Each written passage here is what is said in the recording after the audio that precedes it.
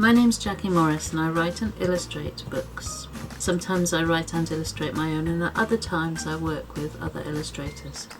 And this is always a delight, especially when that illustrator is James Mayhew. It's so beautiful seeing how he takes my words and really puts flesh onto the bones of them in his beautiful images. So we did a book together called Mrs. Noah's Pockets, and this is my copy, which is a little bit bashed by now. And now we have Mrs. Noah's Garden. So I'm making this film as part of the virtual Scottish Friendly Children's Book Tour. Maybe one day I'll be able to go on the actual book tour, and that would be wonderful because I do love Scotland. It is so beautiful. But I also love home with a passion, and it's beautiful where I live in a little cottage on the edge of the sea in Wales. So maybe we should just go out into the garden and have a look at some things and see if the owl might come, and there might be cats, and who knows what else will be out there.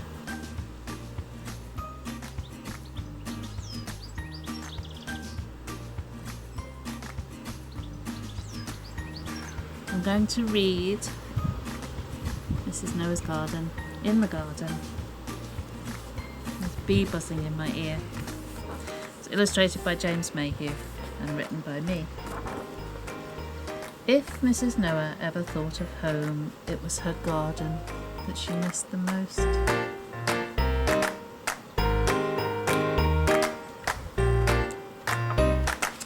High on the hill where the ark had come to rest, Mr. Noah was busy turning the great boat into a house.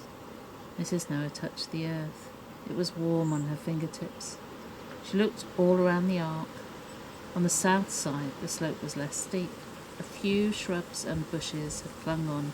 Despite the flood, 2 yew trees stood, ancient and tall. Yes, thought Mrs. Noah, here. Mrs. Noah cleared some space.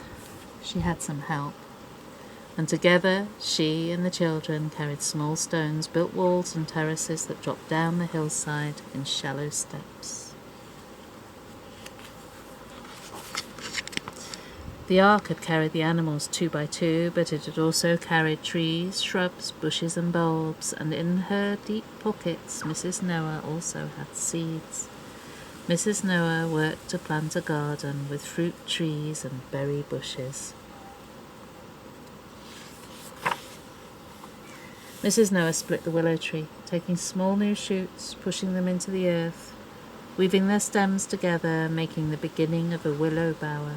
Through this she trailed honeysuckle and jasmine. With the children's help she made shallow drills in fine earth, sowed small seeds, covered them again with soil and watered them. Beans and peas would grow here, and spinach and radish and all kinds of things. They marked each row with a stick and a picture. An hour later, when Mrs. Noah found the children watching the warm earth, she asked them what they were doing. Waiting for the seeds to grow, they answered. Mrs. Noah smiled. It takes a while, she said. It takes a while for the seeds to germinate and to grow, sometimes a few days, sometimes a few weeks.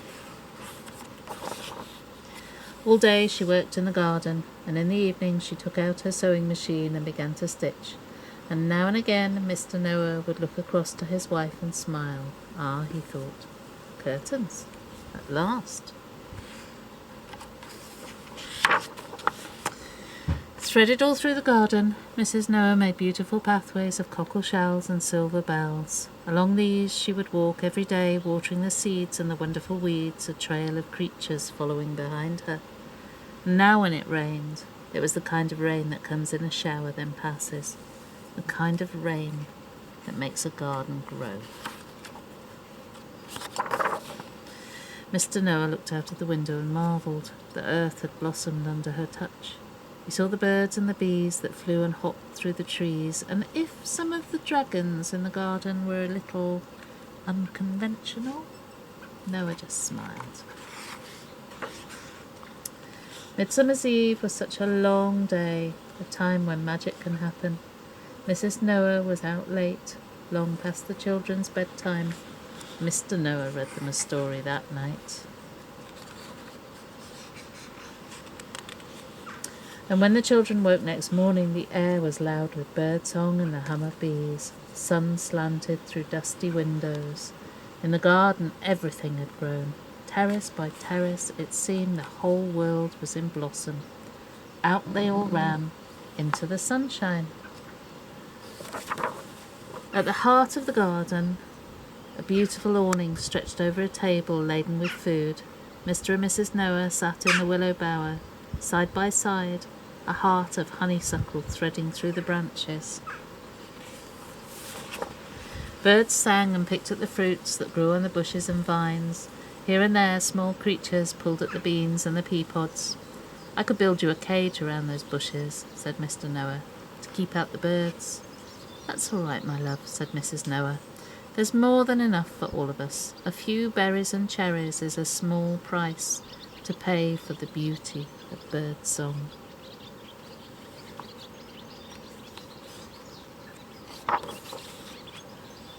They sat in the sunshine all together in the beautiful garden that hummed with life. Above them a rainbow hung in the sky. The children played, running up and down the terraces, climbing the trees. Mr. and Mrs. Noah held hands and smiled. Now, when Mrs. Noah thinks of home, she knows that it is here with Mr. Noah and all their beautiful children in the garden.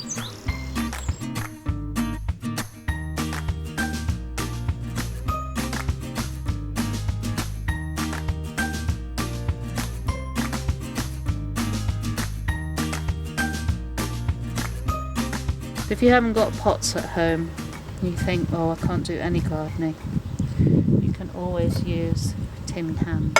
So with these, I'm going to scoop up some compost to fill the tin up. So we've got the good bit. You have to be careful because tins have a sharp bit on sometimes. You can cut your fingers. Just sprinkle on. Oh, actually what I'll do is I'll sprinkle on some there. And then I'll put some of that on the top to bury it. And then I'll flatten that off. What have I done there? Caught my nail on it.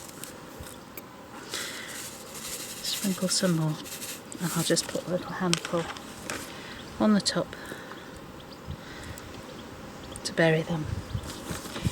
And put a bit of water.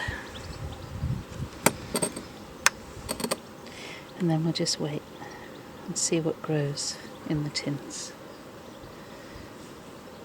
Okay, lots of sunshine. Look at those beans growing. I'm going to give the beans a bit more water. They're a bit strange. Freaky beans. One of the other things that I used to do when I was a small child was get bits of cotton wool and I'd have a boiled egg for lunch. Just take the top off really carefully, eat the egg, and then you push the cotton wool into the egg. It's quite good to keep an egg box to do this. And push the cotton wool into the egg, carefully. And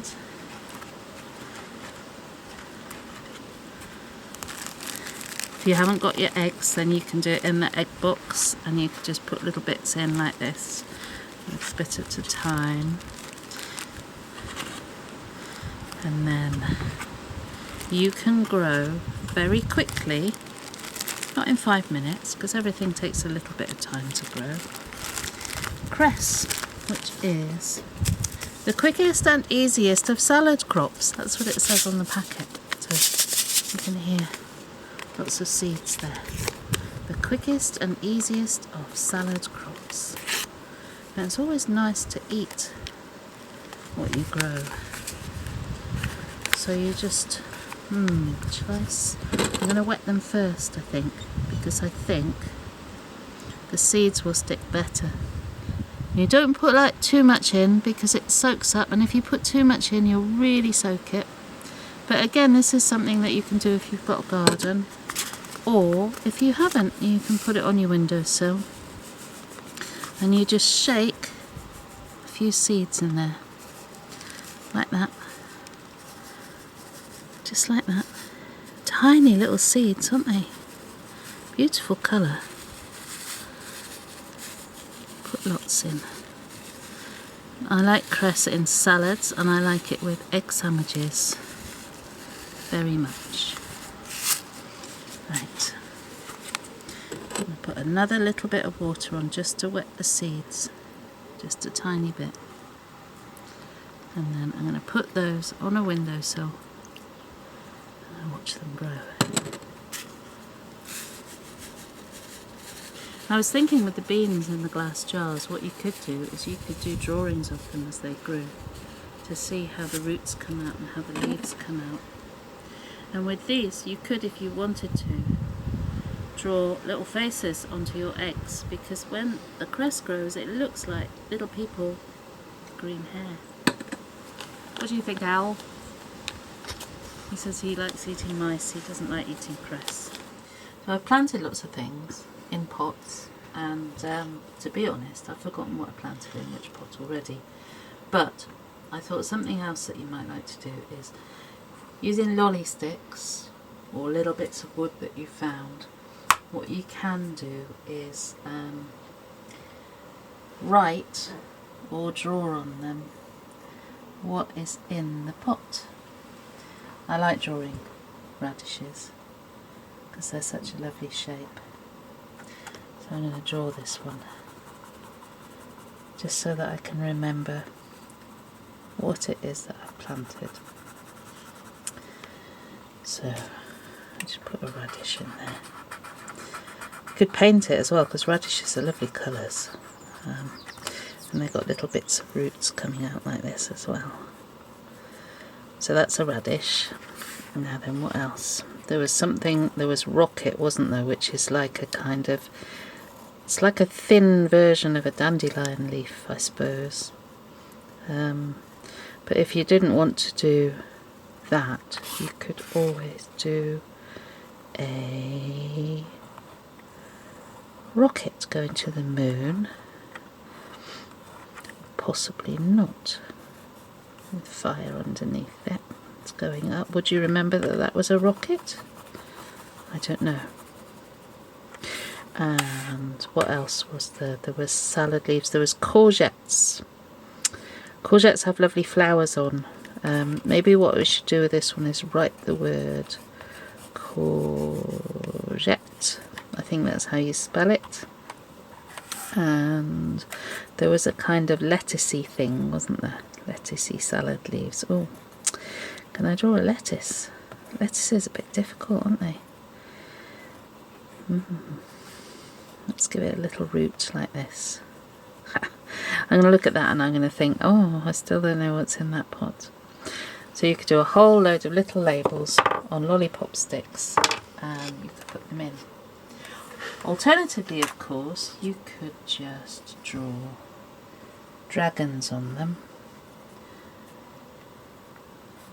put them in the pot, and then when the stuff grows, you can kind of guess what was in there by tasting it. Which is probably better advice. The rocket went in there, possibly around the edges, and I think there was something else in here. I think it was, I can't remember now. The beans I don't need to put anything in because you can tell that they're beans already. So maybe we'll give the beans a dragon.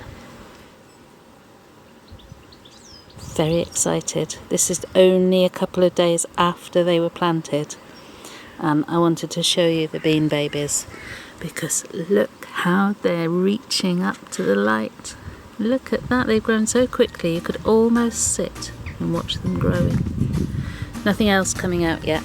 Elmo's keeping a close eye on things, and I've just watered everything to help it to grow. But I do love the bean babies that do look a little bit like dragons actually.